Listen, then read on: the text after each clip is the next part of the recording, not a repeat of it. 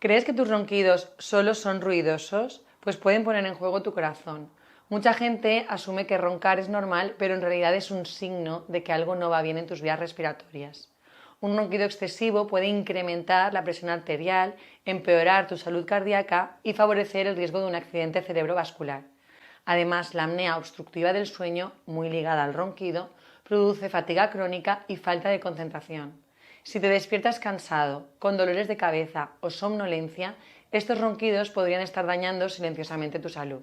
No subestimes tus ronquidos. Síguenos para más consejos, guarda este vídeo y compártelo con alguien que ronca. Es momento de proteger tu corazón y tu energía diaria.